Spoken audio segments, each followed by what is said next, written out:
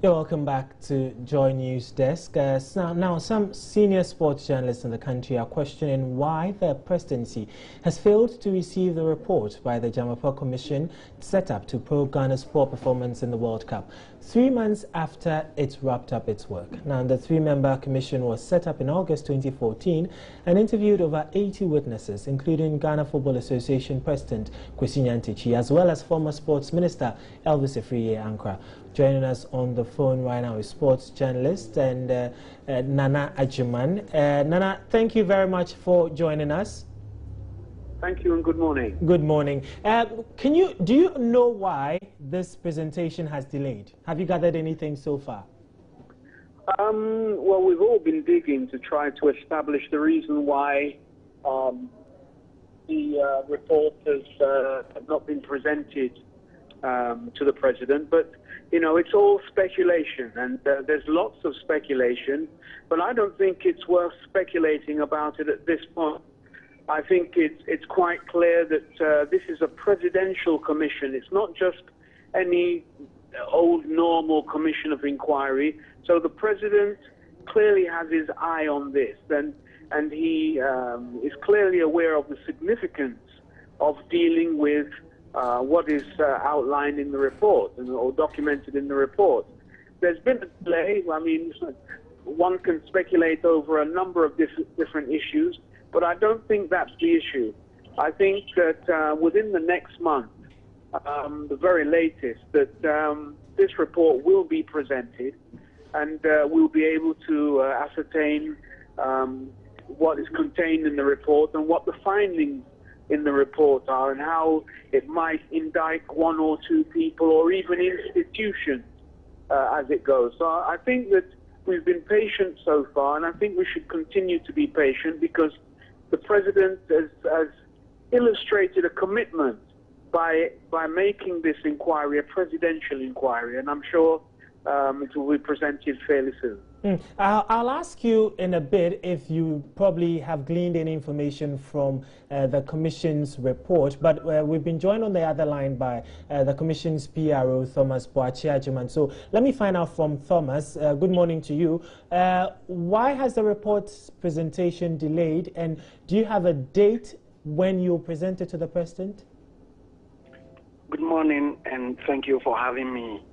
Our report has been ready since our mandate expired on December 14th, and the report is written. We've printed it out, we've made copies, and everything is ready. We've only been waiting for a date to present the report to the President. And why has it been difficult getting a date to present the report to the President? A bit difficult to answer the question from our quarters, since I don't speak for the President, but I believe they've been making preparations to receive the report. We just assume that there's a lot of work to be done from the presidency. That's how come we've not been called, but we've been waiting to present the report. Is it such a complex process that you have to go through just to present the report to the President? Because you were commissioned to do something specific, you were done with it, your report was ready as far back as December 2014, where March 2014 getting to the end of March. I mean, you just have to present the report, isn't it? Yes, we always had channels through which we dealt with the authorities. And among the channels were through the Ministry of Youth and Sports. You know, the commission was initially a committee, and it was established under Honorable Mahama Ayariga. So we dealt with the Ministry of Youth and Sports sometimes, but especially through the Chief of Staff office.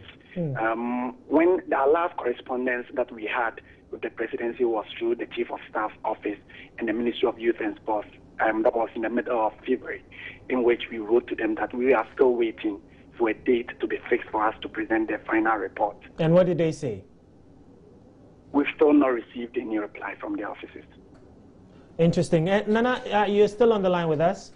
Yes, I am. Okay, so that's what he's saying. They've made attempts to present the report, but looks like they're not getting any specific date to present it. I'm still struggling to understand why this should be so difficult to do. Well, don't struggle.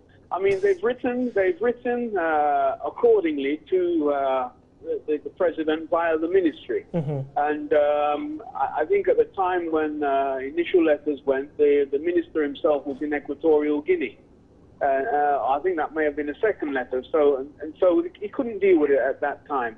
A lot of changes have happened, and I concur with the PRO that, you know, basically the president has had a lot to grapple with. You know, everyone's talking about DUMSA and other challenges that we are being faced with. And so, you know, the president, in a bid to try and deal with these pressing issues, has had to, you know, just hold on a little bit before he can allow the committee to make that presentation. And that's why I say, you know, the speculation of, it's not necessary, really. The fact of the matter is that the report hasn't been presented, and we all want to know when it will be presented. I believe it will be presented within the next month. That's what I firmly believe from the information that I've gleaned.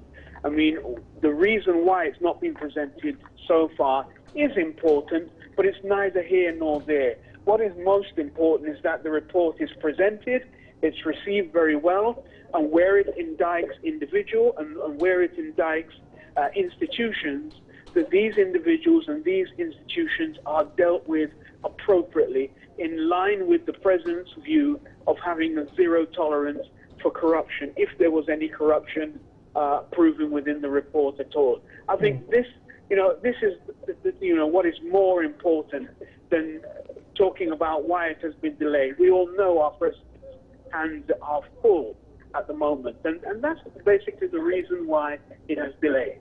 But what other information have you gleaned about the report and probably its content? Well, I've not spoken to any one of the committee members or the PRO about the content. I've been waiting for its presentation and hopefully waiting to receive my own copy so that I can go through it myself with a fine-tooth comb so that I can see what is in there. I've not asked anyone about its content. I think it's inappropriate for me to do so. I'm prepared to wait just as everyone is waiting. But Thomas, would you oblige us a bit, or probably a summary of what your report entails? The report entails systems and structures in which we were asked to put in place so as for us all to get a framework, a document, a workable document through which future tournaments and such incidents could be handled through that document. I can only say it's a very comprehensive and very, very good report. And the commissioners sometimes spent nights in the office, slept in the office till the next day. So they are coming out with a very good report. But the details, we all wait till the original copy is presented to the president. Did it also include, did it take into recognition or cognizance the appearance, for instance, by the quote-unquote lesser sports who made an appearance before the commissioners to plead their cases as well? Definitely. The 85 witnesses which appeared before the commission, they included people from the lease finance board. So among the framework, among the recommendations are things that are not limited to football issues only, but among all the other aspects of sports, talking about the lease finance board. Okay, thank you very much, Thomas Boakye Agyemang. He's the PRO for the Justice Dzamefe Commission. And thank you also, Nana Agyemang. Nana Agyemang is a sports journalist and a coach as well. He joined us on the line as well.